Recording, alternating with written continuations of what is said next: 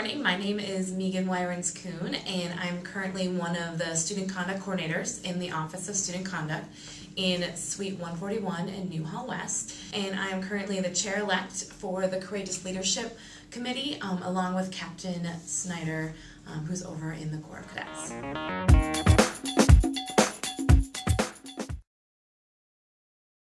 All right, so I decided to bring our handy-dandy Division of Student Affairs form with all the aspirations on it. You know, we have the great, it's almost like a placemat. We could have lunch with the whole leadership team right here. Anyways, but I wanted to read verbatim what it is and then also give you my impression as well. So through our student aspirations for student learning, prepare for a life of courageous leadership. Virginia Tech students will be courageous leaders who serve as change agents and make the world more humane and just. Doesn't that just sound very lofty and wonderful? And what I think the main idea is for our students is giving them the skills and the ideas necessary to step in when they see something that is not right. And that could be anything from derogatory remarks to another individual. It could be stepping in when they see someone maybe drinking too much alcohol and concerned about their consumption. It could be stepping in for someone and being an active bystander when an individual is engaging in behavior that maybe isn't the most appropriate behavior. I also see it as an opportunity for students to use their academics as a way to lead in our world today and to decide what is right and to move forward as change agents in our world and give them the skills and the courage and the confidence to be able to help others in need and help themselves grow to be the individuals that we want them to be here at Virginia Tech.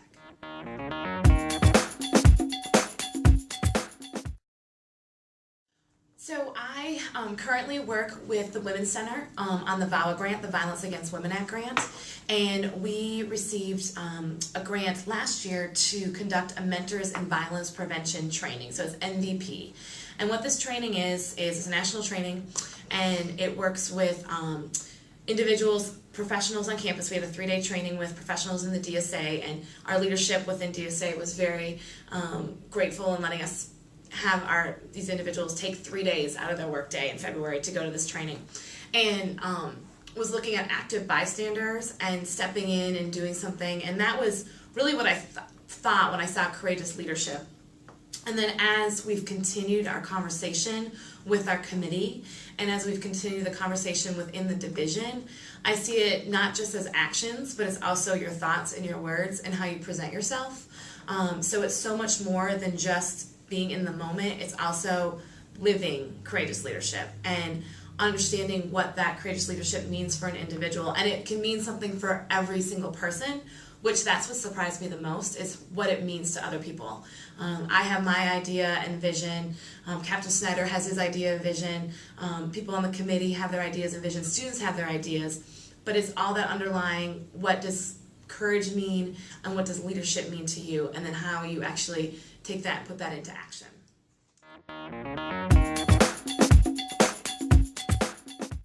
What we would like to do is a couple things. One is we actually want to get students on our committee. So we're going to be looking for students in the fall to be a part of our committee because we want to hear from them their thoughts on courageous leadership. The second thing we're going to want to do is potentially participate in a survey. If there's a survey that's going to go out to the DSA about the different aspirations, if we can participate in that. Also asking students. We want to kind of create a informal process where if it's in one of the dining halls or on the drill field or out in front of D2, where we have a big board that says, what do you think courageous leadership means? And they write it on the board. So we're starting to get students' input and feedback. And then we also would like to have students send in stories and provide stories of what they believe courageous leadership is or when they've seen courageous leadership in action here at Virginia Tech. We want students to be able to use this language in their everyday when they're talking with their friends, when they're talking with their family about how they're going to be change agents or when they have been change agents on campus, whether it's simply picking up somebody's books when they fall or stepping in when someone's about to get in a fight. So really giving them that opportunity to be able to voice that and articulate that to themselves and to other people.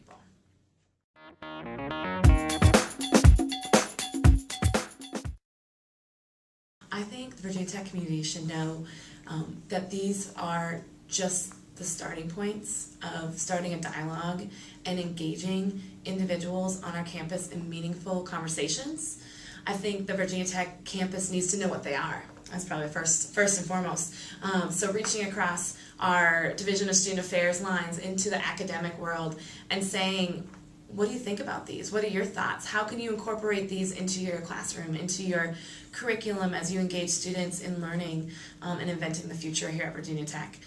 I think the Virginia Tech campus and community needs to know that as a division, we are looking and moving forward to having more meaningful conversations with our students around these aspirations, and that I think it's a new day in terms of what we're doing, and as we engage with each other around these aspirations and as we engage with each other to take on these aspirations, we need to walk the walk as well as talk the talk. So our students can also, and our partners across campus can also see this and use it as something in their everyday language.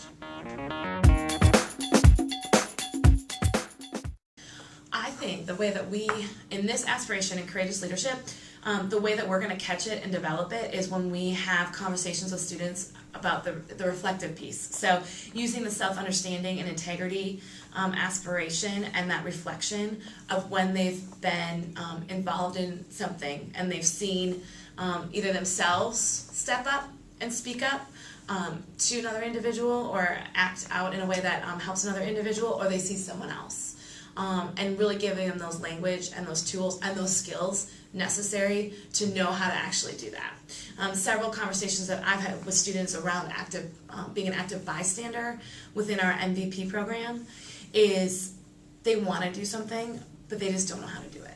And yes, we can't teach them every single way to be a courageous leader, but if we give them the opportunities to articulate it before they're actually in that situation, or give them various options of how to help someone out and be that change agent before they're actually in that situation, then they are more than likely going to step in and do something. And the other thing that, along with that too, is with our students that are growing or developing in this aspiration area, is with my work and conduct, I will ask them questions around our student learning aspirations. So, asking them when they've been a courageous leader, and 9 times out of 10, they'll talk about high school, when they've been a courageous leader in high school. So obviously they've reflected on what they're doing in high school. For me in my conversations, then I'll say, okay, so what about here at Tech? What are you doing that's impacting the individuals around you here at Tech? Now, some can answer that question very easily. Others, they're like, well, how can I make an impact to such a big place? And then it leads to the conversation, well, what are you involved in? And then usually they're not involved in anything. So it's getting them involved in the smaller communities that are around to know that they can make an impact here at Virginia Tech, even though it's bigger than their high school, bigger than some of their hometowns, but letting them know that they can make a difference, each person can make a difference within our community with the way that they act towards each other.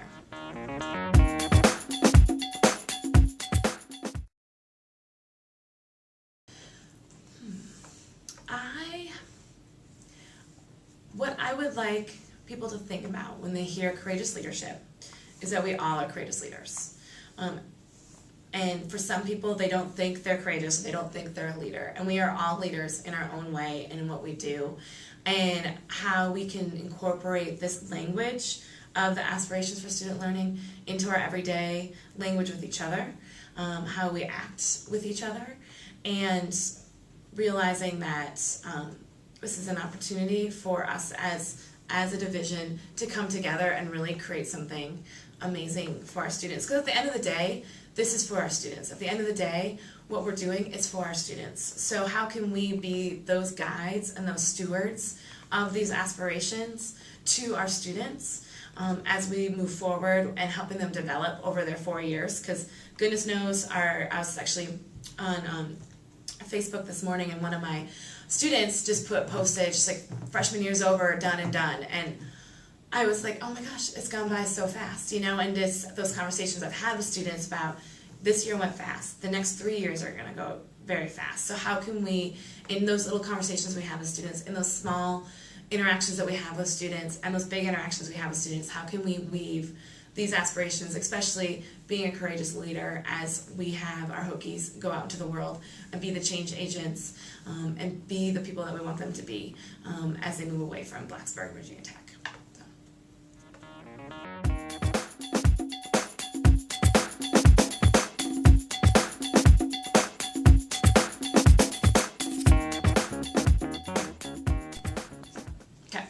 Good morning, Career Services. I was just talking to Marianne about what you are all doing at your retreat and your box and your different creative outlets that you're going to have on your box, and that is so cool. So I am so excited to see this box. I hope it will be on display in Career Services when you're all done.